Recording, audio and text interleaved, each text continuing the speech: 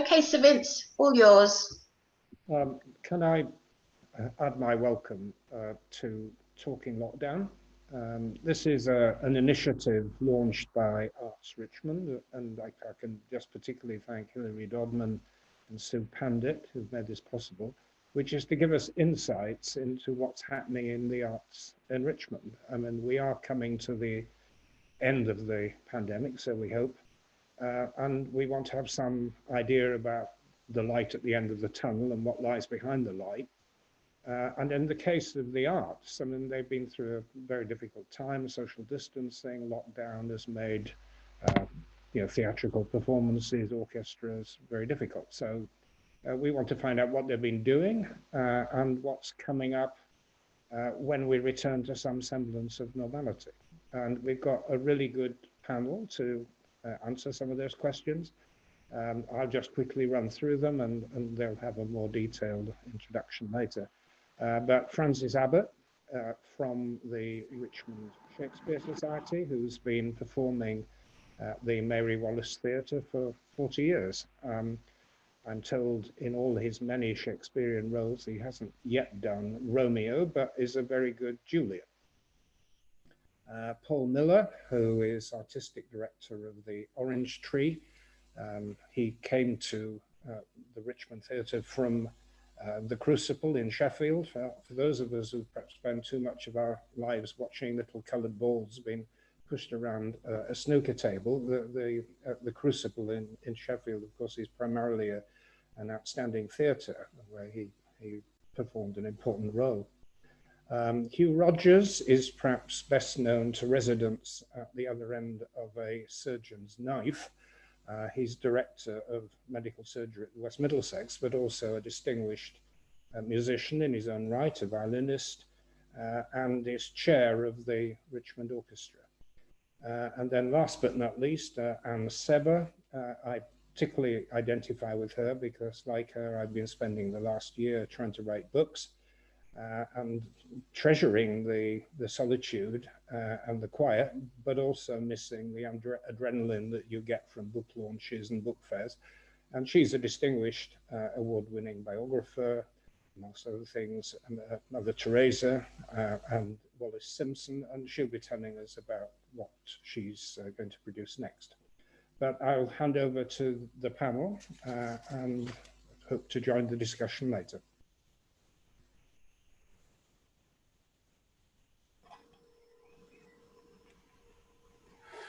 Well, thank you very much, Sir Vince, for that introduction, and welcome everybody, ladies and gentlemen.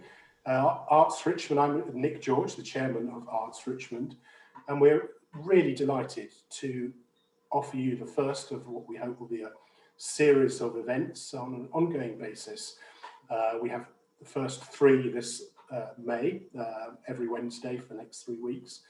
And we hope to make this a regular feature, and we think it's, Zoom and streaming is certainly here today post-lockdown. In fact, it's one of the few positive things that's come out of it. We've all sort of mastered this technology, or at least, if not mastered it, got used to it.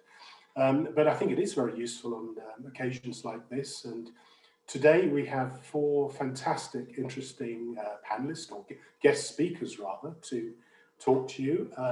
We will also be having a Q&A session at the end of, or after all 4 have spoken. So if you do have any questions for Hugh, Anna, Paul, Francis,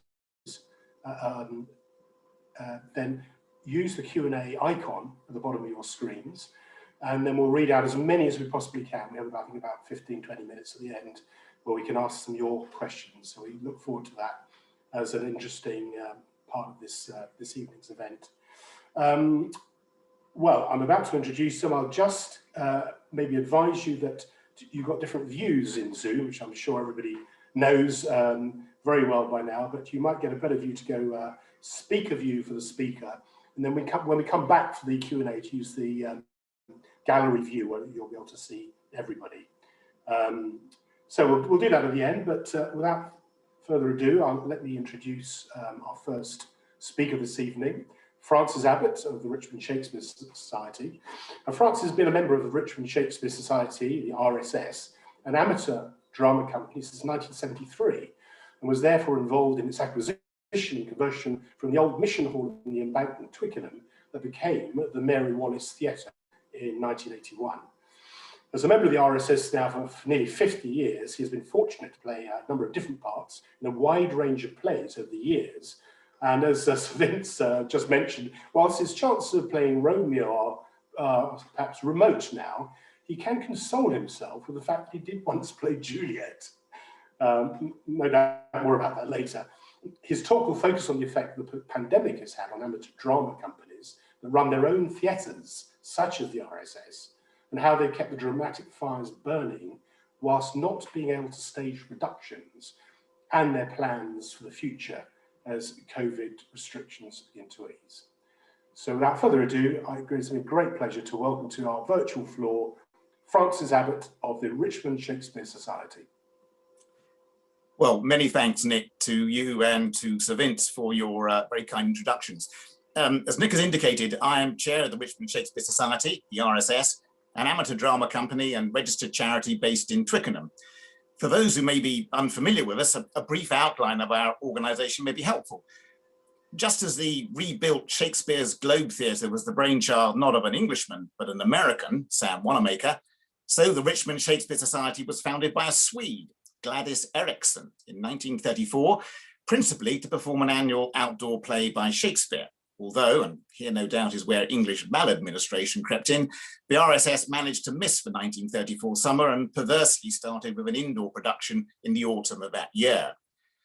The RSS now produces a season of 9 plays across the full drama spectrum, not just Shakespeare, and since 1981 has occupied its own 96-seat theatre on the Embankment, Twickenham, the Mary Wallace Theatre, named after a former RSS secretary and benefactor, and has a membership of 400 plus. In discussing the effects of the COVID pandemic on theatres, it is obviously not really possible to fully equate amateur theatres with professional ones, principally because most amateur companies, like the RSS, have no administrative staff or employment concerns, and have not had to face the very difficult decisions that professional companies have had to take in regard to their staff. And having a son who was employed by 2 professional theatre organisations and is now employed by only 1, I am well aware of those difficulties. That said, though, in having a physical theatre building to insure, maintain and service, along with other administrative expenses, the RSS does have to budget each year for approximately £40,000 to £45,000 of non-production expenditure, which is incurred whether our theatre is open or not. And with the loss of box office income and allied bar income from what is now 9 cancelled productions, the RSS would normally have no other income to meet such expenditure without drawing on reserves, save for members' subscriptions, which only range from £10 to £35 per annum. So a decision was made early on to request membership subscriptions to be paid, notwithstanding that our theatre was closed and productions were cancelled. This decision was based on the fact that whilst we had substantial reserves, due to some very generous donations and bequests, such reserves were earmarked for major works to our theatre, of which more later. It has therefore been crucial that we have benefited from government grants available to theatres such as ours, as well as from a business rates holiday. Consequent on these financial decisions, we wanted to ensure that with our theatre closed, all our members would have the opportunity to take part in online activities, whether as an active participator in an online event itself, or as a member of the audience. Whilst it would be good to say we hit the ground running in this regard, it would be a lie. The truth is that we, and I'm sure many others, were initially like rabbits caught in a headlight, wondering what was about to hit us. However, in reasonable short order, we set up a media tech group who have organised an online event every 2 to 3 weeks during the pandemic. These varied events have included rehearsed play performances, talks, poetry evenings, rehearsed and unrehearsed play readings, and monologue evenings with performances of monologues written by members. Initially, there was a steep learning curve as to what did and didn't work. Reading a whole Shakespeare play in one evening on Zoom had everyone flagging by the end, so such plays soon came to be presented over 2 nights. There was also a steep learning curve for those in the audience, some of whom thought they could get away with marking their attendance by joining the online event and then switching off. Zoom data does record when a specific audience member does this, so we know who you are. Although the quality of these events was not so much initially our concern, it being more important to ensure as wide a participation as possible, it was inevitable that we became more proficient and inventive as time went on. For instance, in October of last year, when we were able to operate in groups of 6, we produced and edited an event for Halloween, filmed in our theatre and outdoors, titled Stage Fright, which was actually very spooky. And to celebrate Shakespeare's birthday this April, nearly 40 members recorded short extracts from Shakespeare, which were then broadcast over the birthday weekend. Both these 2 events can be seen on the RSS YouTube channel. Of course, similar online events have been produced throughout the pandemic by other amateur drama groups in the UK, and of course, within this borough by such very well-known companies as Teddington Theatre Club in Hampton Hill and Q2 in Kew. Children have perhaps been the most affected by the social restrictions imposed by the COVID pandemic. And so we've been delighted to have been able to continue with our 2 weekly RSS youth drama groups, who were subject to restrictions different to those applicable to adults. Apart from the national lockdown periods, when they had to meet on Zoom, they have been able to proceed with some sessions on a socially distanced basis at our theatre, steps having been taken to make the theatre a COVID secure building. Although our young actors were not able to give actual performances to an audience, they were able to undertake 2 projects. Last year, in a film entitled In Union We Stand, where was a filmed collaboration with youth theatres from South Africa, India and Malta. And this February, in place of their normal annual production, they also filmed a production called Limitless, which was a variety of performances filmed by the young actors themselves in their individual homes and outside, and then edited into a single film. And this actually incorporated a dance sequence performed in 4 separate houses. As to what we might have done differently, and as lessons that might be learned, I suppose that we probably wish, along with everyone else no doubt, that we'd had the foresight to invest in Zoom before the pandemic started. But I think that if we'd known that our theatre would have been effectively dark for over a year, we'd have planned an online programme on a less ad hoc basis, and that we would have planned a more extensive repair and maintenance programme, which is usually confined to the month of August in a normal year.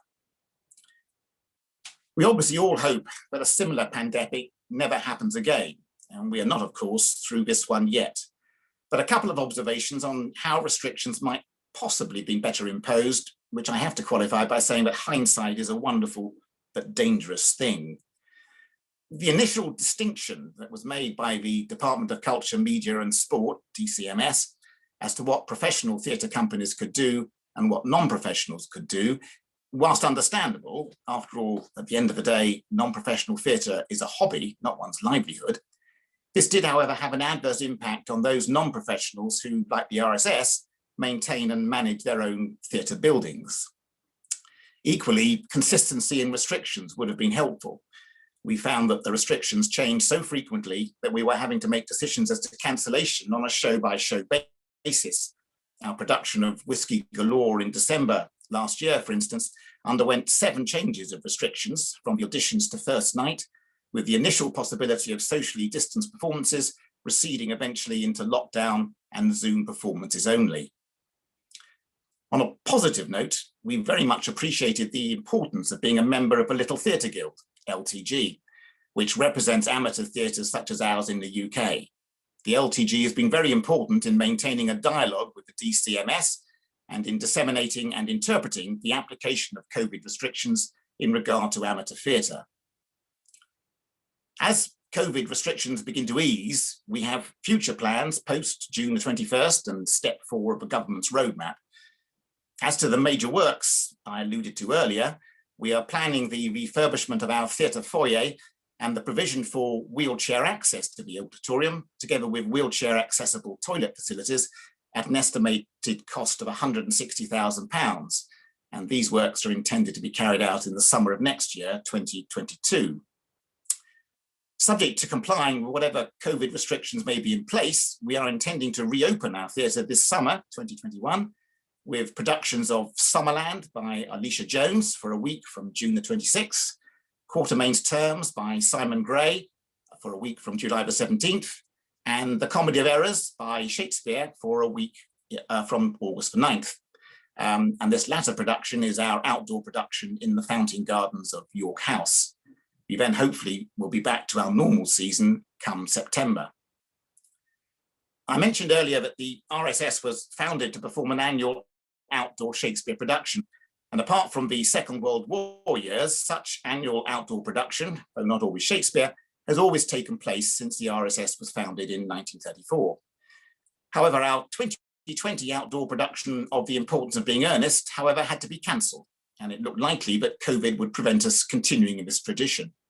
But on invitation from English Heritage, we produced an hour's performance of extracts from Shakespeare on the theme of love, outdoors at Marble Hill as part of their Arts in the Park events in September 2020, with an audience of 400, thus keeping our record intact.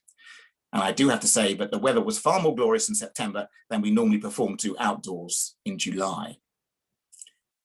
In bringing these remarks to a conclusion, I would just like to express two things really. Firstly, my admiration as to how both professional and amateur theatre companies have responded to the COVID pandemic and the ingenious ways that online events have been conceived by them. And secondly, how the pandemic has reconfirmed for me the essential part that the arts, professional and amateur, play in everyone's lives, and the imperative need for the arts not to be undervalued, either now in these COVID times or in the future. Thank you. Well, thank you very much for that, Francis. That was a really fascinating account of this year, and it's really remarkable what you've done at RSS during this time, and the way you've recovered and the things that are going to come out of it soon. I'm really looking forward to the outdoor performances again. That was really really good to hear. If you we'll go back to questions, as I say, in the Q&A afterwards. We're moving us along now to our next speaker, going from one of Richmond's institutions, one of the theatre institutions, to another, the Orange Tree Theatre in Richmond. I'd like to introduce Paul Miller from the Orange Tree. Paul has been the artistic director of the Orange Tree since 2014 and was previously an associate director of the Crucible Theatre in Sheffield. As a freelance director, he has worked at the Royal Court, Hampstead Theatre, the Chichester Festival Theatre, and in the West End. The lockdown's devastating effect on the theatre has made us question everything about their business at the Orange Tree. It frustrated their historical function to be a central focus in the time of the civic crisis, and it reminded them of their prime purpose to bring people together and to make something happen.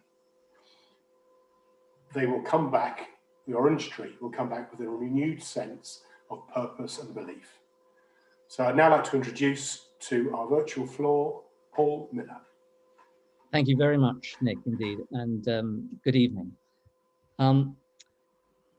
Given the long drawn out torture that the country, the world has gone through, it is amazing to remember how fast events moved last March, which I thought I'd briefly revisit. As the news of the virus spread, audiences had begun to stay away, even as the advice was for us to continue as normal. Then over the weekend of the 14th of March, I came to the conclusion, hesitantly, that it was unrealistic to be offering actors parts in a play, Marivaux's The False Servant, that I just didn't believe would be happening. By that lunchtime, Monday the 16th, we realized that even concluding the run of the current play, the Mcgough project, now seemed untenable, having felt quite hardy about it until the middle of the previous week. Brian Lee Lavery's Last Easter, that was in rehearsal, will have to stop rehearsing. By that afternoon, it became clear that we were heading for closure. At 5 p.m, the Prime Minister tells the public to avoid going to the theatre, but he's actually behind the beat. It's been decided by everyone. So I speak to the team and tell them that we'd be shutting for the foreseeable future. Amazingly, to remember, at the time, I meant possibly as far ahead as September. The actors arrive early at 6 and they're stoic in the face of bitter disappointment because it's a great show. They cleared their dressing room, we said our goodbyes, and they went home. They'd played their last performance on the Saturday night without knowing it, which is a very strange feeling for an actor. A few of us stayed to meet the few audience members for that night that we hadn't managed to contact. And so a rather momentous day ended on a very deflated note. and we couldn't even go to the pub. As Nick says, in times of civic crisis, one of the theatre's historic functions has been as the place people gravitate towards for solace, for shelter, for a political meeting, literally to regroup. So outside of drama, theatres are arenas for protest and agitation, places to grieve, places to celebrate. They are secular churches. So as much as it felt dreadful not to have shows on, I personally couldn't bear that the theatre, our theatre, couldn't fulfill its deeper civic purpose and destiny either. Gather round and we'll tell you a story, goes the phrase. And the Orange Tree's unique auditorium has always felt like a physical testament to this, which is surely the oldest form of theatre. Thousands of years ago, in a clearing in the forest, when it all began, no one ever said, you all go and sit way over there where you can't really see us and we'll yell at you. No, gather round. And suddenly it wasn't possible, a dangerous taboo even. But I tried to reflect on the fact that communion, coming together, strangers gathered in the dark, sharing in an imaginative act, has always been subversive in any society. And that perhaps the endlessly fascinating and mysterious frisson between this and ideas of civic duty is why, ultimately, we all ran away to join the circus in the first place. But close we had to, and closed we were. A journalist asked me at that time what I was missing most and what I was looking forward to. What came to my mind sounded so silly, but seemed very profound to me. I realized I was looking forward to settling once and for all which was my favorite sound in the theatre, shared silence or shared laughter. Either is sublime, as long as it's shared. I remembered too that the word entertain derives originally from a French word meaning to hold together. Well, the virus put a stop to all that. I realized too that I was now old enough to understand finally the truth of an insight that someone had offered me when I was very young, bewildered and uncomprehending. We're all very heavily invested in the idea that the theatre's special quality is that it is entirely in the moment, and the next day it's gone, over. Only it's not true, or rather it misses out on a much larger truth, that theatre is unique as an art form in its potent tendency to live long and vividly in the memory. So for the lucky 1,000 or so people who had seen the Mcgough project with such beautiful performances in a tender production of a remarkable play, the experience was just now starting its second, longer run, this time in people's minds. I promised the two young actors that in 20 years' time, in a random bar, there will be someone excitedly saying, "I saw you in that play, you were amazing," and it'll be just the best feeling. In other words, theatre does last. But it was hard. It was hard to feel the truth of that as the summer wore on. As we learnt more about the virus, the more it felt like an assault on the very essence of theatre, gathering together to share space and air. I became frightened. And it became more frightening as we faced the financial consequences of what began to seem like a potentially open-ended lockdown, with theatres the very last thing that just might reopen. At the Orange Tree, we are enormously reliant on income from our box office and from fundraising. So this was clearly an existential threat. And when theatre companies close, history tells us they rarely reopen. The government furlough scheme was saving our business temporarily, but it had a dark side. The rules, the law, employment law, meant that the staff were forbidden to work. We faced a choice. So we saved our business, but it sent us into hibernation. We managed to retain all our staff, including all our front of house teams, and game planned a long-term survival strategy, but it felt lonely. All the spreadsheets and the Zoom meetings and the timelines were to one purpose, of course, survival, and then, hopefully, recovery. The theatre is the most frail of art forms, depending as it does on the human body. It's also the most tenaciously resilient. We tried to hold on to that.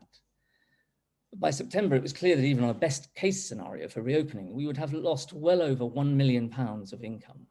It just looked untenable. Without the continued support of Richmond Council and our audiences and our supporters, at that point, we might have had to throw in the towel. But then after some amazing lobbying behind the scenes, a miracle, the Culture Recovery Fund, jointly devised by Arts Council England and the Department for Culture, Media and also Sport, brought us back from the brink and ensured our survival with a very substantial award. And this was incredible. It wasn't just a financial boost and literally a lifesaver, but a real vote of confidence in the Orange Tree and its value to this community and to the wider British theatre ecology, even though we don't normally get any Arts Council funding. So we were reprieved and felt colossally relieved. There's been a lot of debate within our industry about the worth and value of freelancers. They got a raw deal since nothing can happen without them. But we were proud of the fact that the Orange Tree is very, very well regarded for its integrity within the business and that we're such a big employer. We're renowned as being a small, intimate theatre. And so people are consistently surprised when I tell them that we spend over £700,000 every year on employing people to come to Richmond to work. In total, well over £1 million is spent on people. Less than something like 20% of our budget goes on materials. Our business is people, and we draw hundreds of freelancers and thousands of audience members into Richmond every year, as well as serving the loyal audiences of the borough. So we survived. And here we are, ready to launch our recovery season. We started with a new experiment, putting cameras into the theatre and streaming live performance from our unique space. Inside Outside was a series of 6 new plays spread across 2 evenings. It was a return to live work and a rebirth for the OT. Filming and streaming our work isn't a replacement for the in-person experience, but it does allow access to the many people who, for whatever reason, cannot get to the theatre physically to watch the plays live. So from now on, we will live stream all our work, and it's important to us that it is always live. Theatre must begin again every day. From next week, we really do start again. For the first time since last March, there will be performances with audiences in person at the Orange Tree Theatre. To achieve this safely and in line with all the COVID regulations, we have taken out all the existing seating in the theatre and replaced it with new individual seats in 1s and 2s. There's a new way in. There are one-way systems, paperless ticketing, and a whole roster of other measures to rebuild audience confidence. And what more could do that than 2 seriously funny, short Bernard Shaw plays to get us going? Nick, I'm about to hand back to you, but first, I really want to say that the support we've had from everyone has been truly moving. The Orange Tree team has felt valued after what has been a spirit-battering 12 months. So yes, we vow to return to the unique mix of new, contemporary and rediscovered work that is our hallmark, with renewed rigor and vigor and energy in ways that continue to reflect life as it's lived through the prism of as wide a variety of artists as possible. Our education and participation program, which is the envy of London, is coming back and will become even stronger. We have a new director of that program. We have some amazing work lined up. And next week, on a personal level, yeah, I do finally get to find out which is that sound that I prefer, the burst of laughter or the profound silence. But it'll be shared, always shared. So we held together, and now we're back to entertain. Thank you. Thank you very much, Paul. That was really great to hear. That's your plans for coming back and what you've been doing. I know what you mean about the burst of laughter and the shared silence. As long as one doesn't happen when the other one takes place, then it always works for the best. I remember well your original gather round in here premises above the pub as well. So the new space is really, really great. Okay, I can see a few questions coming through now. Do keep them coming. We can't see you, our audience, so this is our. We want to have this as an interactive event as possible. So this is how to interact, because we can't actually hear you, so we'll see you indeed. So We look forward to more questions. My video is gone, and I'm back again. So now, without moving on to the world of music and our next guest, Hugh Rogers from the Richmond Orchestra. Now, Hugh played the violin from a young age and rose to lead the London School Symphony Orchestra before embarking on his medical career. This constrained his opportunities to play regular music ensembles, but he maintained his violin playing through Scottish reel bands, folk music, and church music groups before returning to the joy of playing orchestral music. He joined Richmond Orchestra in 2015 as he approached retirement, a milestone he has still not passed as he continues to work part-time as Associate Medical Director for the Chelsea and Westminster Hospitals Trust. His experience as a consultant surgeon and Director of Surgery at West Middlesex Hospital drew him towards the management of the orchestra, and he was quickly spotted as a committee member and in 2017, chair of the orchestra. Medical knowledge proved a decisive factor in resolving the safety challenge of running an orchestra during the COVID-19 pandemic. Whilst all concert plans were cancelled, Richmond Orchestra played whenever lockdown rules allowed, so that they were one of the first music groups to return to playing in July 2020 and ran a full programme of rehearsals throughout the autumn term until the second lockdown stopped them in late November. They still managed to fit one more rehearsal in December. That's quite impressive, I can tell you. A return to rehearsals on the 9th of May is eagerly anticipated. They're preparing for their summer concert at the Landmark Arts Theatre in Teddington, which will be on the 11th of July at 5 p.m. And at that concert, they'll be playing Rimsky-Korsakov's Overture to the Three Russian Themes, Opus 28, and Dvorak's Symphony No. 7 in D minor, Opus 70. Welcome, Hugh, to our virtual floor. Well, many thanks, Nick, and thanks for the plug for the upcoming concert, of course. I can't claim to speak with the eloquence of my thespian colleagues who've preceded me, so I'll tell you a story, but I just wanted to introduce you to the Richmond Orchestra. It's an amateur orchestra. It's been going for many years, at least 50 years, initially as an evening class, and then subsequently as an orchestra that puts on 3 concerts a year. And it's been in that form since about the 1970s. It was initially called, I think, Sheen Orchestra before it became the Richmond Orchestra. As Nick has said, I became chair of it about 4 or 5 years ago. 4 years ago. We normally run 3 main concerts per year. So we go on an academic term cycle.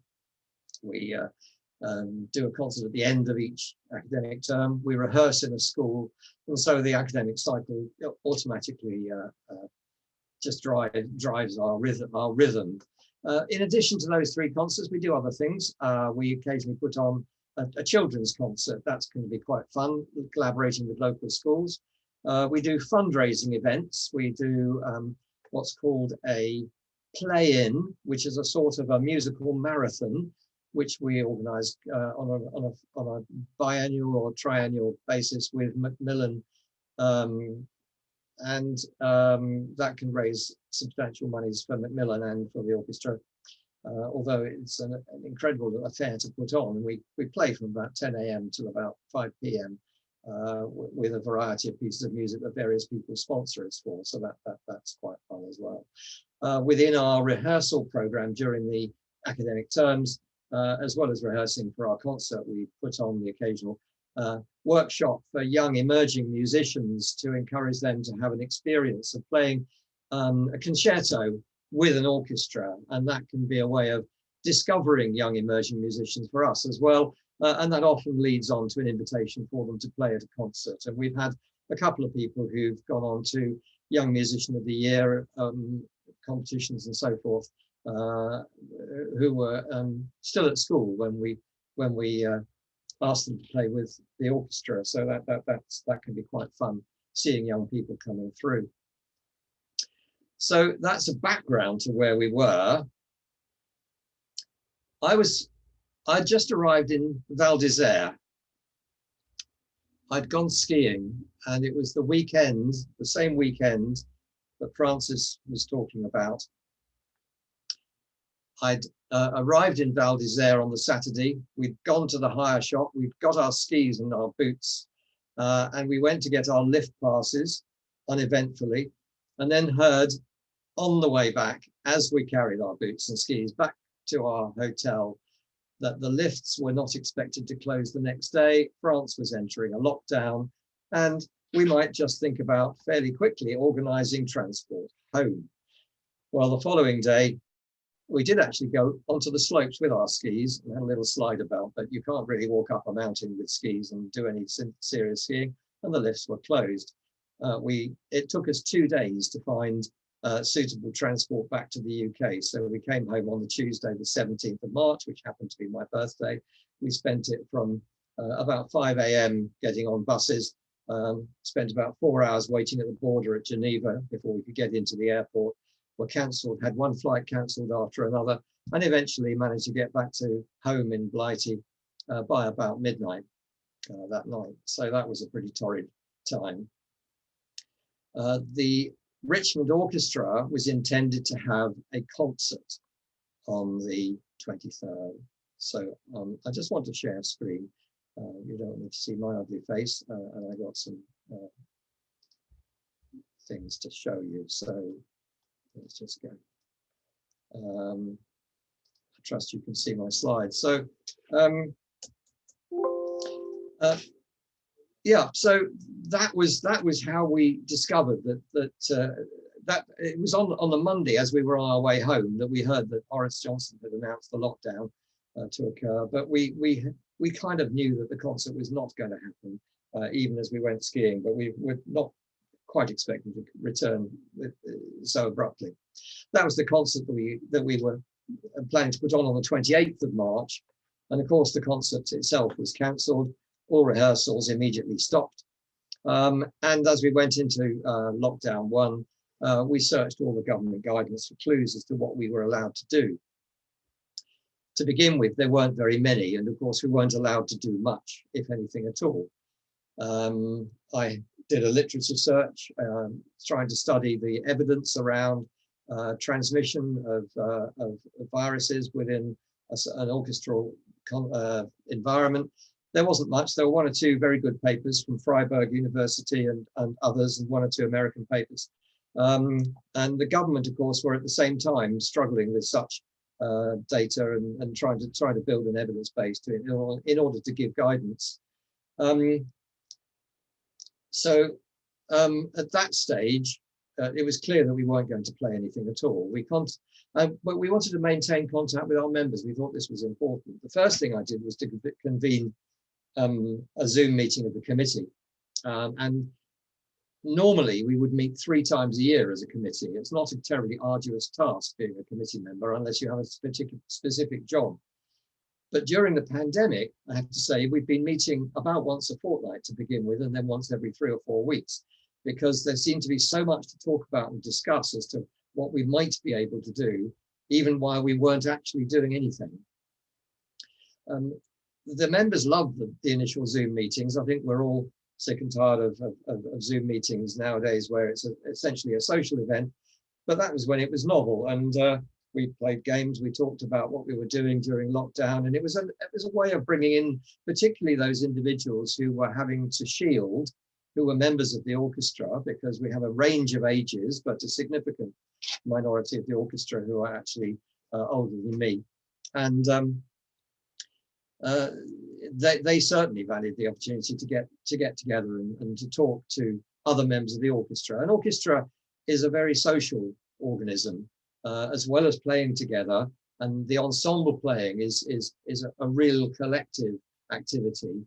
As well as that, there's always the chit chat and the tea break, and then the pub after the rehearsal. So that's important for people, as well as the music itself. There was a range of reactions. Some people couldn't wait to get back to playing music as at the first opportunity. Other people were very, very hesitant about the idea that they might actually meet the COVID virus at orchestra, and that would be something catastrophic for them. And of course, if they were older, they were quite right to be worried. So everything was shut down and the concert went. Well, the guidance from the government gradually emerged, and we did some experiments with some string playing on Zoom.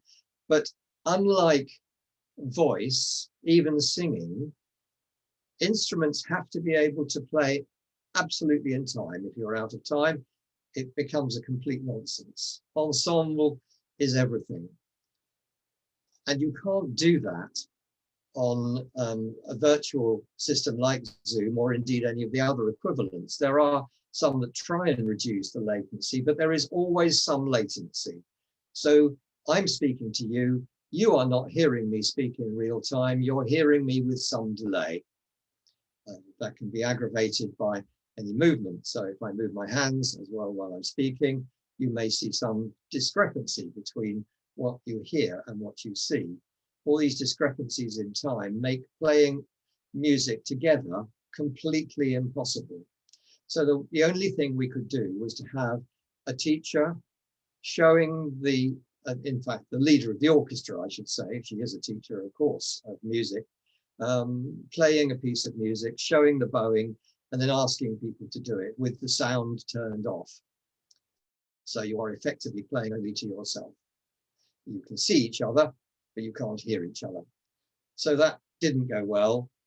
It was very variable as to how many people wanted to continue it, but most didn't want to do it. Now that's interesting, because actually our orchestra was different from others in that respect. Many other orchestras have played virtually and have managed to get some very technical people to assemble individual recordings into a collective recording. It can be done. What we couldn't do is to raise any enthusiasm from the few people we had who were techie enough to do it, or indeed you pay anyone to do it. It just didn't seem worthwhile. So we didn't end up assembling any recordings through the sort of things that you must have seen, where everyone's in their own room and you put the recordings together. We never got into that. There was no enthusiasm. But as soon as we could see our way through to be able to play, we found that it was acceptable for a group of people to come together with social distancing and full COVID-safe precautions, and that happened in July. Now, because of the reservations of the DCMS about wind instruments, we decided to go just with strings. The evidence has always been mixed about wind instruments. In actual point of fact, singing is a far more aerosol generating activity, and indeed loud speech is a more aerosol generating activity than any musical instrument. You blow into the instrument and very little air actually goes through it. You can imagine an oboe, the amount of airflow through an oboe is extremely small. The only exception really is the big brass, the trombones, and the flute player who blows across the hole on the instrument may generate a bit more. But the evidence would seem to be that the amount of aerosol spread from wind instruments is actually really quite small. Nevertheless, at that stage, there was enough doubt to say we wouldn't do it. So we had what we called a playthrough at the Landmark Arts Centre. And most of our string players decided they wanted to come. Not all. Some decided that they wouldn't come anywhere near it. But they were a small minority, and we did a survey of our members, and over 80% of our string players were keen to come. So we had to cap the numbers, in fact, in order to have a carefully measured layout, with absolutely ensuring we were 2 meters apart. We all had masks on. We had a short session. We had a fresh air break. We had all the things that have become familiar to those who are working in the pandemic, trying to get any kind of performance going. So this was our playthrough at the Landmark in July. These were images taken in the day. The chap on the top left is our conductor, Martin Smith, who's a violinist in the London Mozart Players. And he conducted from the violin, which seemed, since he had to have a mask, it all seemed so much more logical. I had a fantastic reaction back, but look how spaced out the players are. And you can imagine how difficult it is having any kind of ensemble playing with this sort of distancing, especially in a building with the acoustics that the Landmark Arts Centre has, with a very, very high ceilinged church architecture, a long echo, and it makes it really quite difficult. But nevertheless, people were so excited to be there. They described it as a wonderful event and a joyful event. And I also had feedback that no detail had been left to chance. Well, we'd written a very careful protocol and we stuck to it. So we had enthusiasm. It was an emotional session. I wanted to play you a recording that we took at that session, but the technical challenges seemed to be insuperable. But there was dismay, of course, from the wind players. They felt that they had been excluded from this and they felt really quite offended. And it really didn't seem terribly fair. So we embarked on the autumn term when it became clear that we could include wind players with suitable precautions, and we had a questionnaire that everyone had to complete to say that they were well and they hadn't been asked by track and trace to isolate and all that, and people had to fill it in. And initially we did it on paper, and then we thought, well, that didn't make much sense in a COVID environment, so we did it electronically. We had a full protocol in place about entrance screening and environmental parameters and the ventilation in the hall. We were very lucky in that respect. Our rehearsal is at Queen's Primary School, which is a brand new school building with a brand new assembly and gymnastics hall, which was absolutely big enough for us to have the whole orchestra with 2-meter distancing. Although it was a tight squeeze and we had to do some mapping to make sure of it, but their ventilation was absolutely top of the range. So we felt confident about that. Nevertheless, we still left all the doors and windows wide open. Now you can imagine that in September going into October, that was no great problem. But by the time we got to the end of November, we had to remind people to bring their down duvets and their blankets to play in the room, because we had no real heating when we left everything open.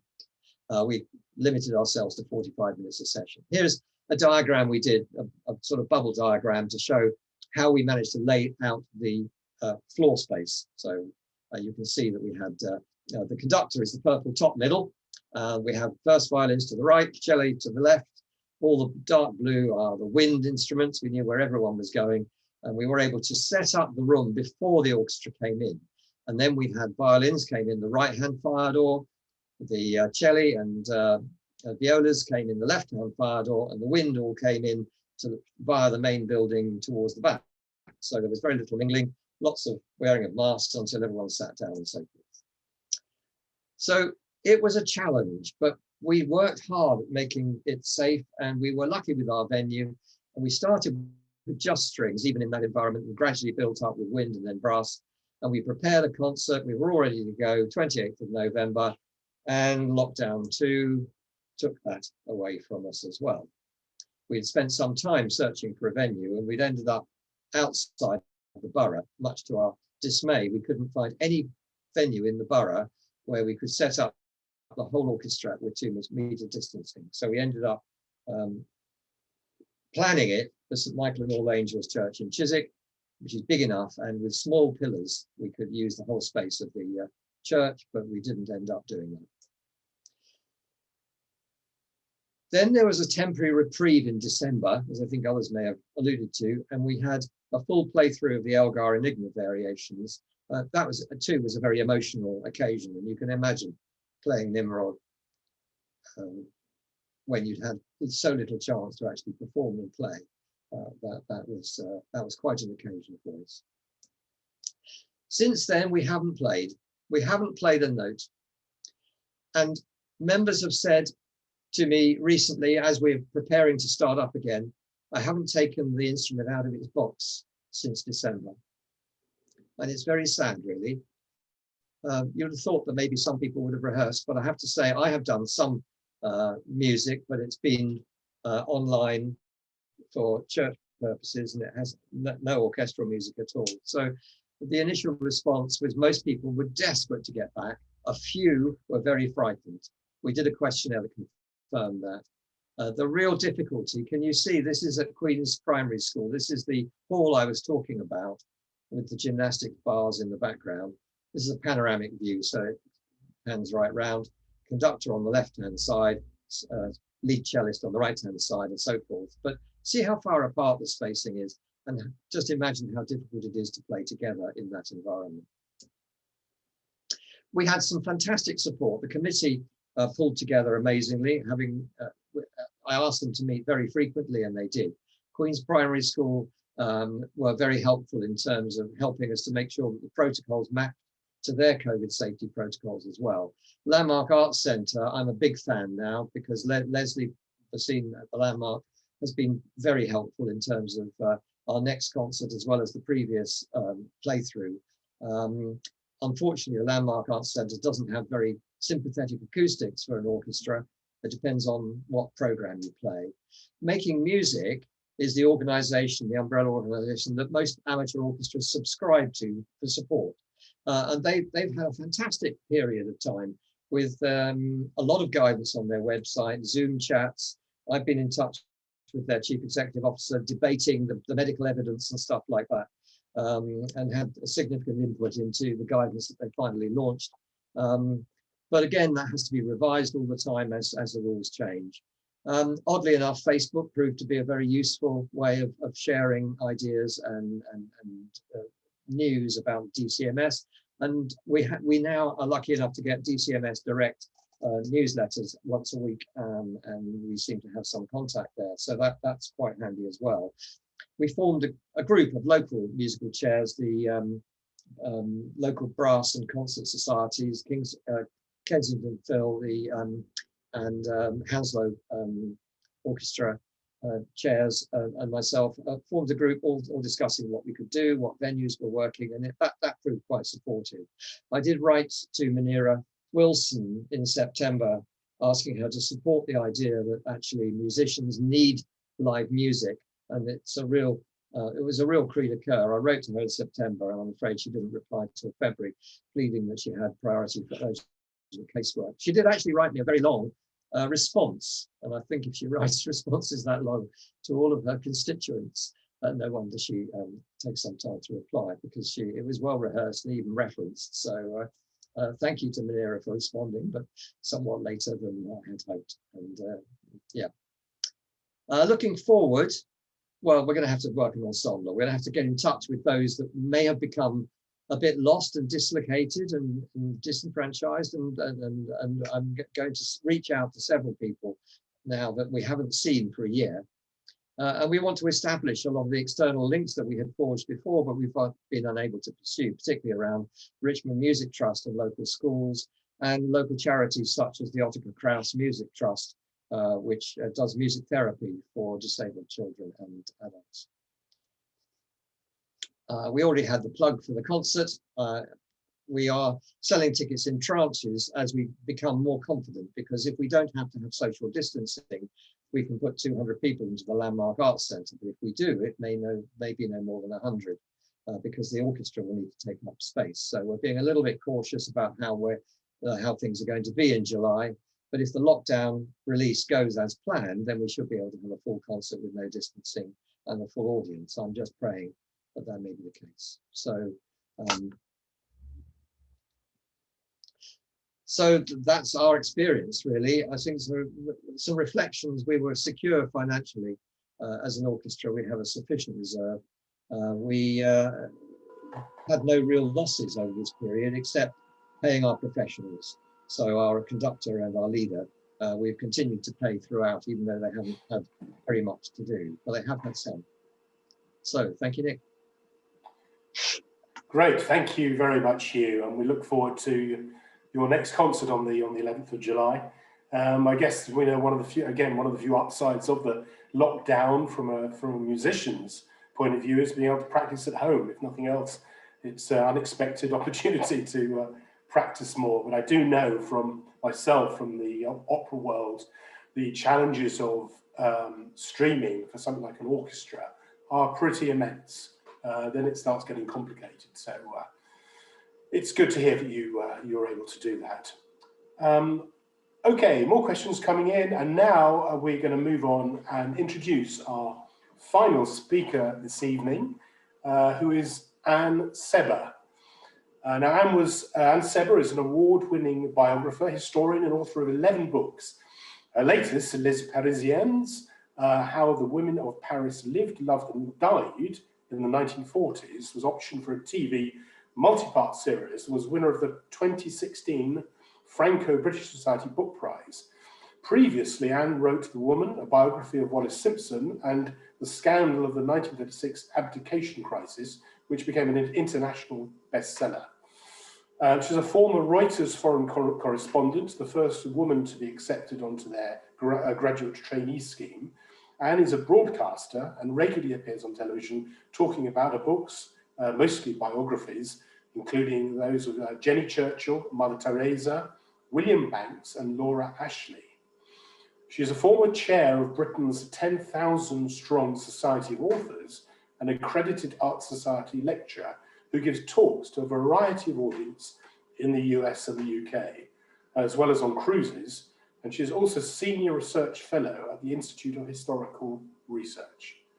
Her latest book, Ethel Rosenberg, An American Tragedy, will be published in the UK and the US in 2021. We welcome to the floor Anne Sebba. Thank you. I hope you can hear me, in which case I can start. Can you hear me? Yes, Hello? Anne, you can be Yeah. heard. Okay, Yeah. good. Okay, in some ways, as a freelance writer, I've always lived in my head. Even if there hadn't been a lockdown, I would have had to invent one.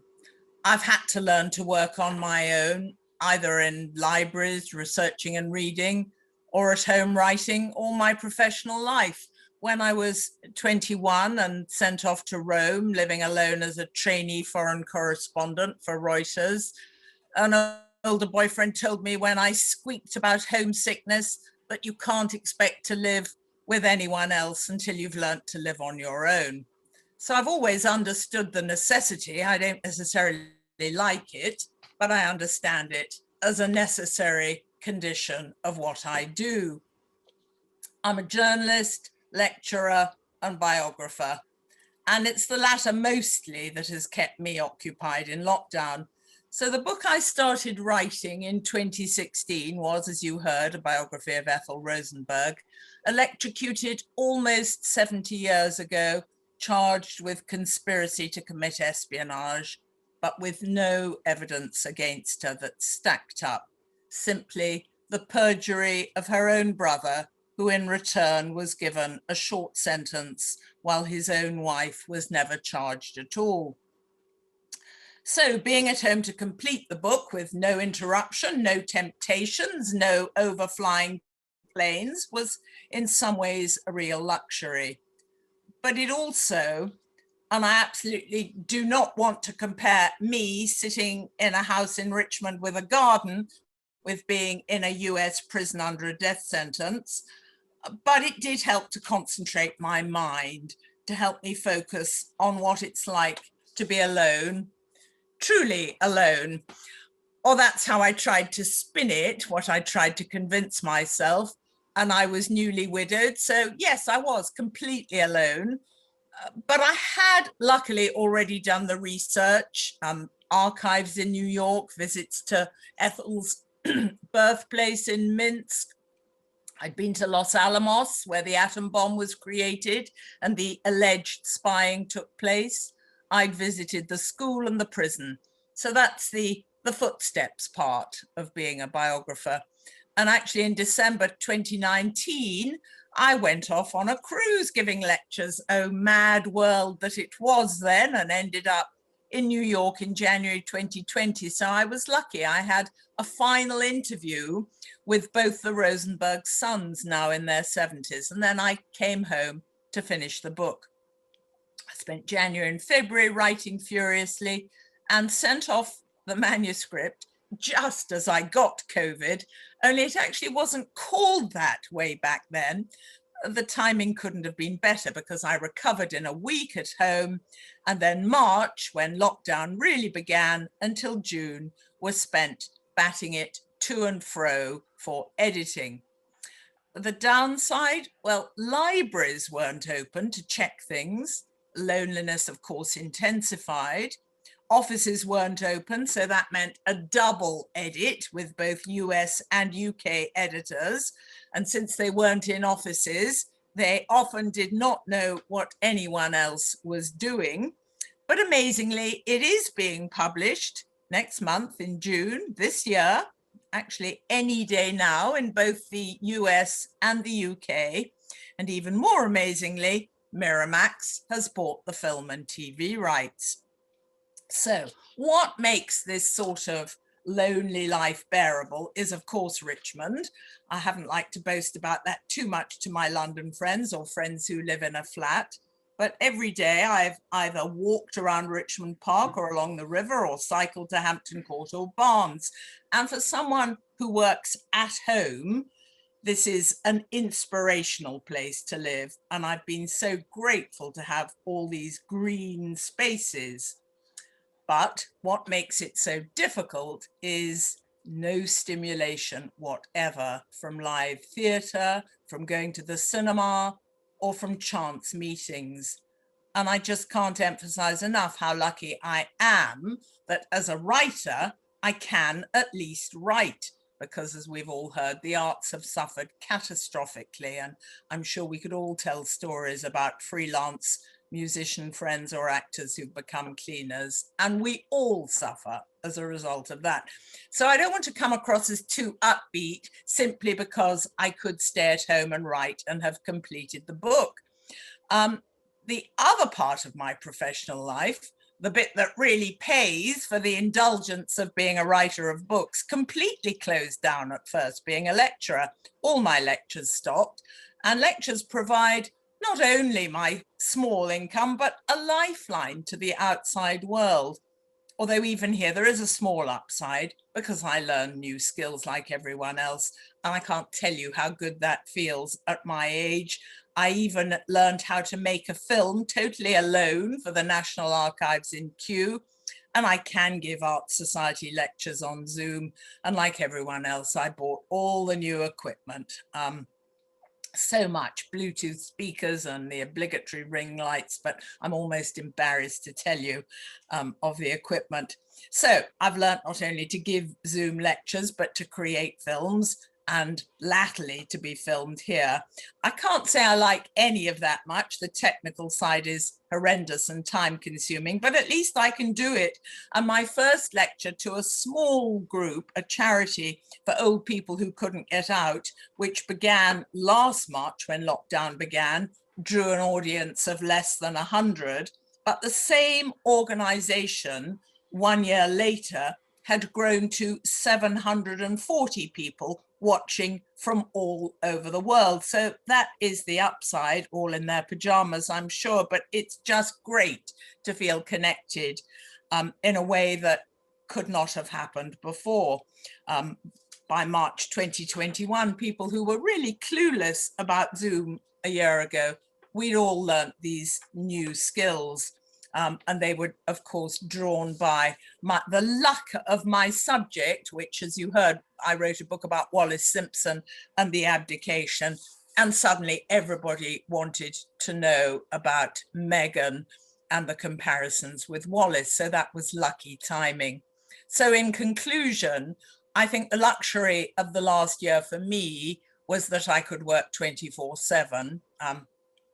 Never mind that I gave myself neck and back and shoulder injuries. And of course, there weren't any physiotherapists working in the first lockdown.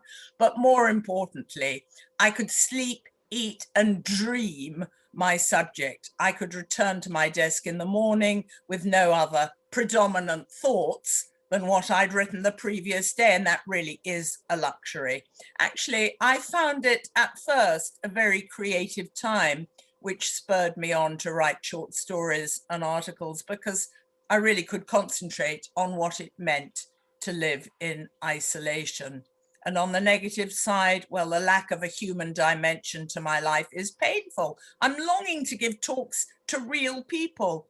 I understand how popular it is to log in over Zoom in your pajamas with no makeup and no transport hustle. So you can draw these global audience, but a human connection and body language is essential. I'm aware that living in Richmond, looking out onto the old deer park and near the main park, is not a prison with a death sentence. and nor is it, I must add, Nazanin Zaghari Radcliffe, who, since I'm writing about another woman in a prison, I do think about constantly.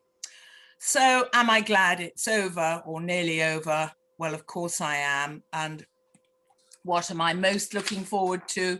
Libraries and bookshops open all the time for browsing, contact with others, and I long to find a new project, a new subject, as we biographers say rather callously. But of course, you need stimulation for that. So that's what I'm most looking forward to. So over, back to you. Thank you for listening.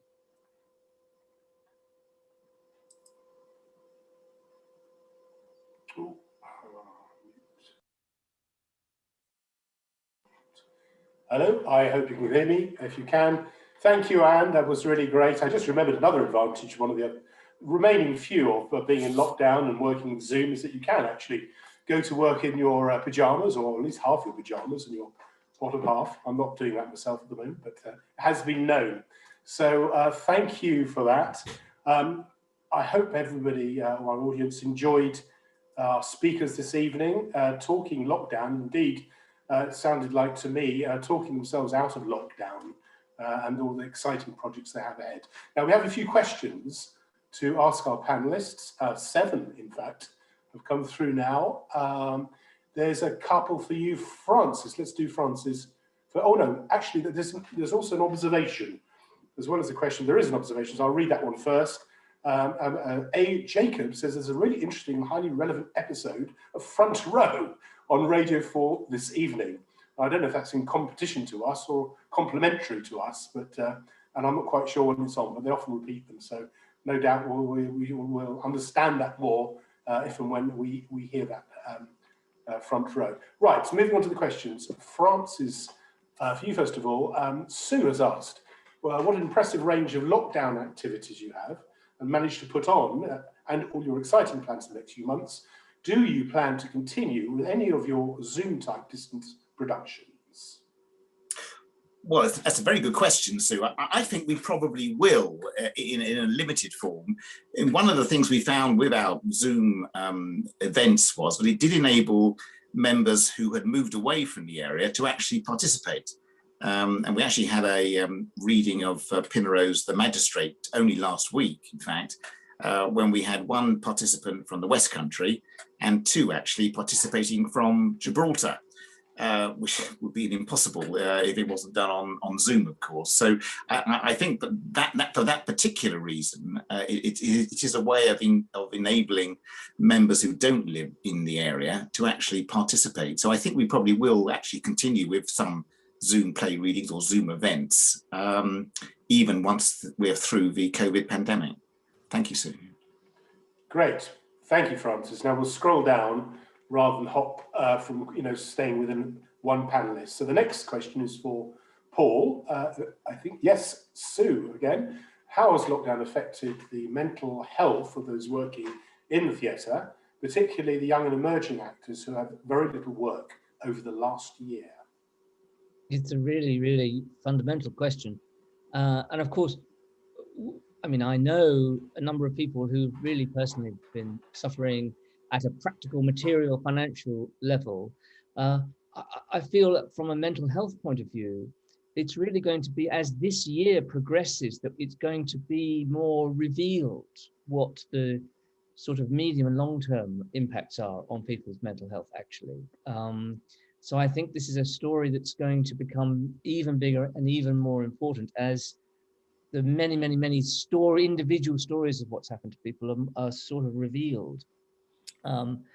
All I can say, from our point of view at the Orange Tree, is that we're a very relatively small team. There's 14 of us, relative to the amount of work we produce. And we were very, very conscious of the fact that when we applied for money to keep us solvent from the Cultural Recovery Fund, our prime sort of case for support was really that we do employ so many young and emerging artists of all kinds, and that we wanted to get back in order to do that.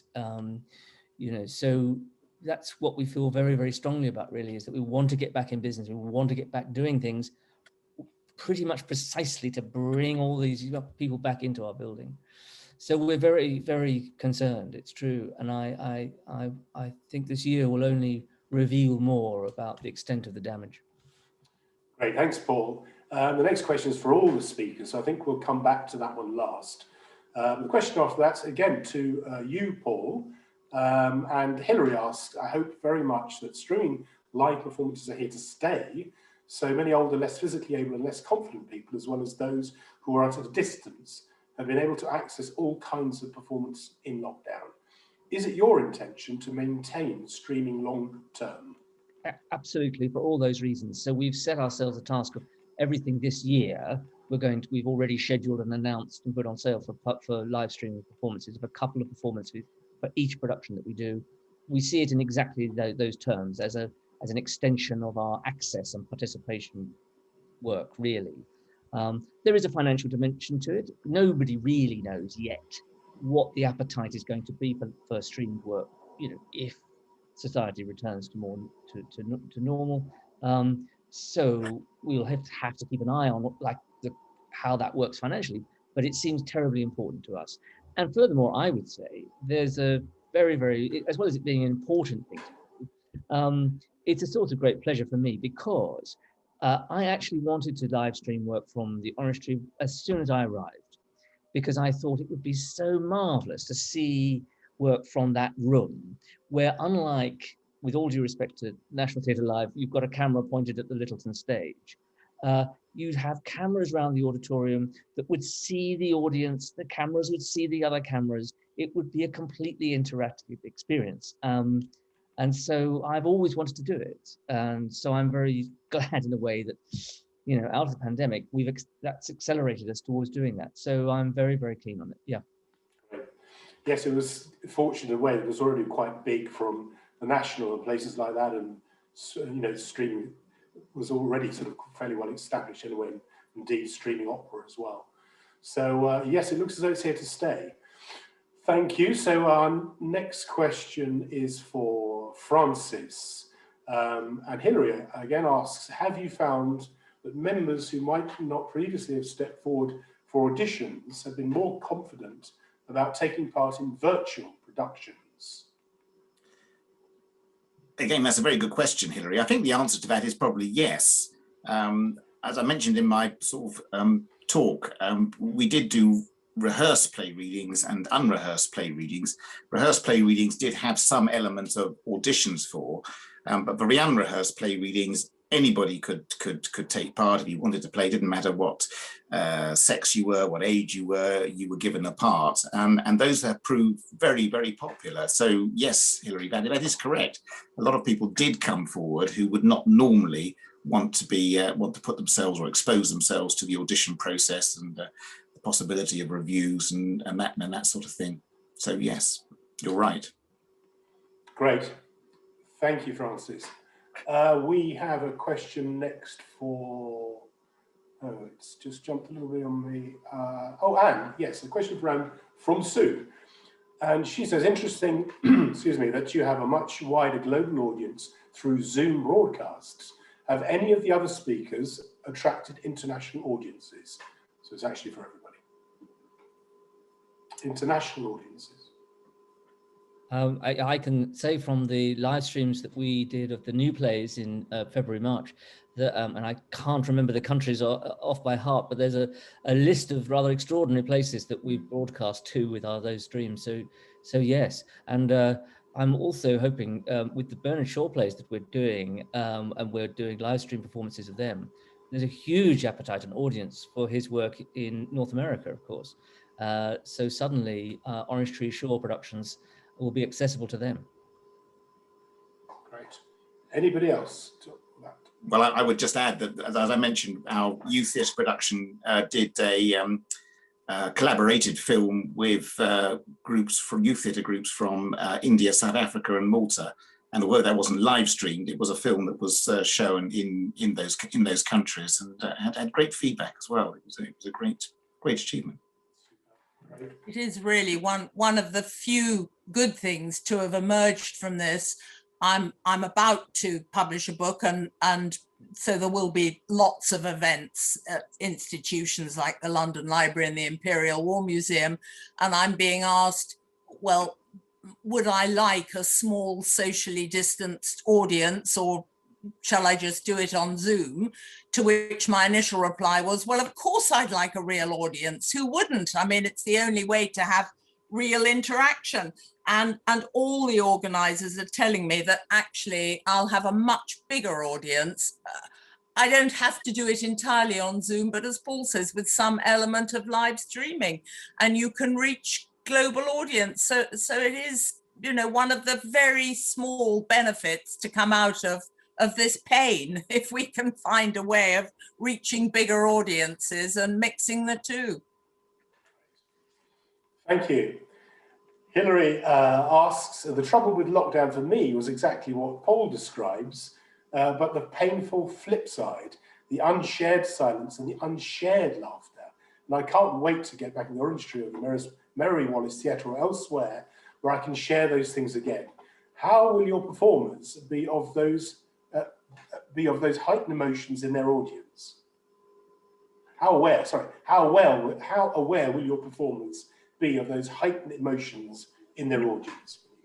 Yes, thanks, Hilary. I can't wait to see you there again. And it's the big question. We have our first performance a week on Saturday with just a very, very reduced capacity, number of people in the auditorium, well within the restrictions.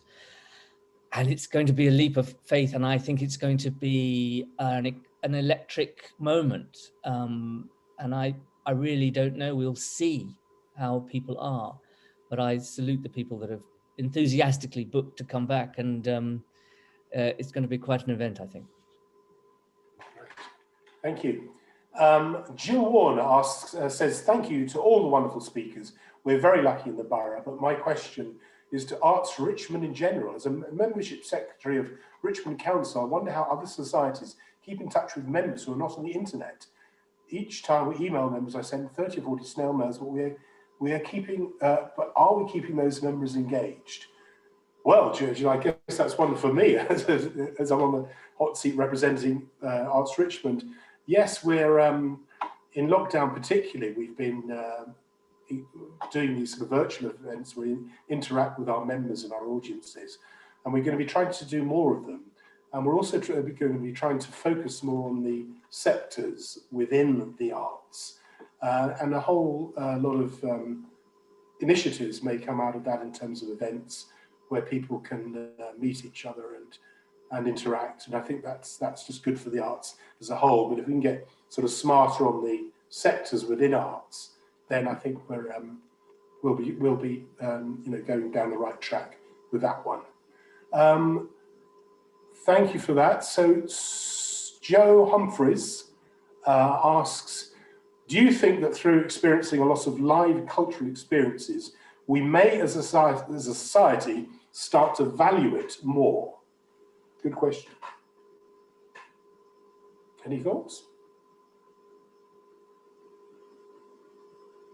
Hello? Everything? Well, I'd like to chip in on that one, if I may. Great. I mean, and it harks back as well to the other question about the emotional reaction of the audience when we first start to play. I mean, if the emotional reaction of the orchestra is anything to go by, it will be overwhelming. It will be completely overwhelming after such a long gap to actually have live music performed. And I imagine the same will be true in the other performing arts, but I can't really speak for anything other than music. So yeah, I'm sure it will be that we'll really look forward to that. But, and here's the caveat, the enthusiastic people will be a subset of the potential audience. So we will get the enthusiasts back, but there will still be a lot of people, I'm sure, that will be cautious for some period of time. And that's why I think continuing to have live streaming for those who can, or those who can raise the enthusiasm, will still be an issue. I don't think it's going to go away. I think people are going to still be frightened. for still quite a long time, even with the vaccination program and even with the abolition of social distancing. Yeah. Yes, I agree. I think it will. I think it will be. It was taking longer than we expected so far. So there's still a lot of uncertainty about. Babs asks, Paul, I'm with the over 60s drama group on Fridays. Are we starting again in September live? One of my favourite things at the Orange Tree, yes. I hope considerably sooner than that, but I think we need to consult with everybody about how they're feeling. Yeah, but I'd certainly like to see everyone a lot sooner than that. Super. Thank you, Paul. Sandra, other questions are coming thick and fast now. Sandra asks, do you think the government now realises how important the arts are to the population, and will they up their funding? Hear, hear. Anybody like to try that one? Yes and no. Yes and no. Fair enough. Yeah. We have to say that the Cultural Recovery Fund, that was an amazing thing. It really, really was. And a lot of us that were involved in those the conversations behind it, I don't think we expected that overall figure to come out as high as it was. So it's important to say that, but who knows what happens next? I would like to see the government stick to what a previous Conservative Chancellor said in the House of Commons, I think in his last budget, which was George Osborne, which is to cut the arts would be a false economy.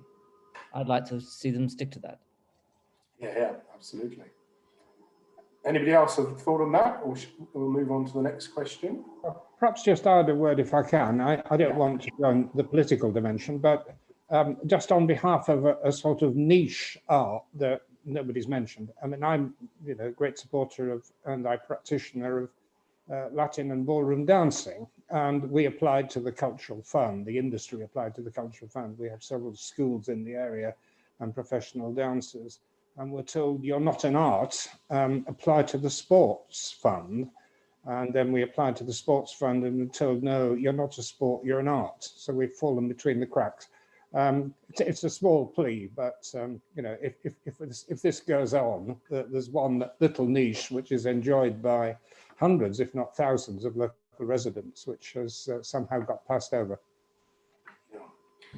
Thank you, Sir Vince. Yes, indeed, and it's worth adding, as some of you know, I think that Arts Richmond are trying to get involved and input into the new Richmond Council strategy for culture for the next 10 years. So watch that space as well, because I think there's a lot more we can do. What else do we have? We have that question for everybody, which was from Sue, for all speakers. What are the positives that you are able to take forward for your future activities? Anybody? Well, more people have been buying books, so I guess that's good for the publishing industry as a whole.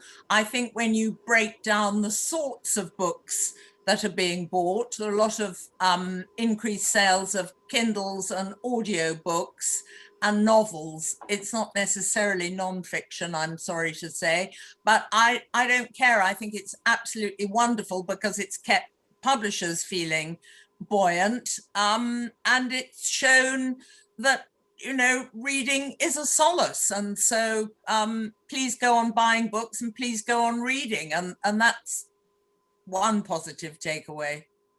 Great. Yeah. Thank you, Anne. I will stay with you actually because I haven't got time for a couple more, but the next one is for you anyway. And Hilary asks, do you think we might have a goodly number of lockdown memoirs, Anne, appearing in publication? Will you read them? Oh, do you know, the first week of lockdown, my publisher told me that they were my publisher and agent were so inundated with every author or would-be author offering their version of the lockdown. And so I think there will be masses who want to say something about it, but I think it needs to filter down, and probably this will appear in 10 years or 20 years or 30 years, but it will be an extraordinary time, but the number of people who are able to process it in a readable way, I'm not sure I'm itching to read one, let alone not itching to write one either. But I don't know, perhaps some of the other panelists have been keeping diaries. I guess we have to come out of it first as well. There is that formality. Has anybody else got any thoughts on that? Well, I think we'll end with one last question. It's a bit from left field, actually. But it's to all the panelists from Miranda, Corbin McCormack.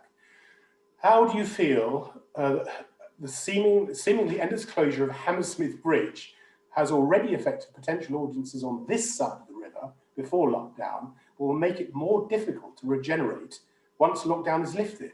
Apolitical question, please. I guess she also means apolitical answers as well. So good luck with that one. Anybody? I would just say that yes, I think we had noticed that indeed it does affect people's travel to where the Orange Tree is in Richmond, but also I know personally that the number of it's very, very difficult for everyone living in Barnes particularly. So it is a real thing, a real problem, and I hope they get to grips with it soon. Right, thank you, Paul. Anybody else? Any thoughts on that? No? Okay. Well, I agree. I mean, I think it's ridiculous that some kind of pedestrian or cycling temporary bridge has not been put into place. So I guess it just needs more pressure and more lobbying, because it is going to be an isolating factor, and it's utterly staggering that nothing's been done. But I don't have any magic wand to get it done, but I'm sure it's a worry for people like the Orange Tree. Yeah, indeed. I guess we're very fortunate that our rehearsal is in Kew, so we're right by Kew Bridge, so people can come from either side of the river without too much difficulty. So we haven't really noticed it. But I share your emotional response about Hammersmith Bridge. But from a practical point of view for our orchestra, it hasn't really had an impact. Great, thank you all. The last question is really a statement from Anne Chapman Daniel. I'll just read it and we'll leave it in the air, or you can comment it as you prefer. And she says, very interesting talk and live streaming, and future audiences across the world are very promising features of the future for Arts Richmond and the individual companies represented here. Digital marketing strategies will be needed, but wouldn't it be great to be able to give Richmond a big push forward, that it might be something that Bid Richmond could look together with the council and indeed ourselves. So yeah, that's a very good point. We want to join some of these initiatives up and some of these people who can influence, and as we come out of when we start to recover, it's a good opportunity as well, I think, to bring focus, attention and a strategy on the arts that will benefit all of us. So if nobody else has any comments, I'd like to finish with that and thank all our panelists for these fantastic contributions this evening. It's if proof was needed, the fantastic range of and diversity of arts organisations we're blessed to have in Richmond. Just another proof of that as well. We're going to have another lot for you next week, and including myself, I'll be wearing my other hat as the artistic director of Instant Opera. So we hope to see you all then. And once again, and thank you for our audience this evening and for asking all the questions. It's been most interesting. So with that, I'll sign off and hand back to Sir Vince to wrap up the evening. Well, thank you and see you next week. Just to thank the speakers for demonstrating the creativity and imagination that we have in the arts community and has enabled us to keep functioning in very difficult times. In terms of sort of the forward look, if you want to find out more about what Arts Richmond is doing, there is a website, www.artsrichmond.org.uk, and that's small case and all one word. next week, we've got a very good lineup. One is Roger Mcgough. I mean, I think quite a few people in the borough have heard his poetry readings. There's a hilarious and very insightful kind of Liverpudlian poetry, wonderful, and he will be speaking. Geeta Gurumurthy, who I know as having been on the receiving end of her interviews, a very experienced and highly effective broadcaster.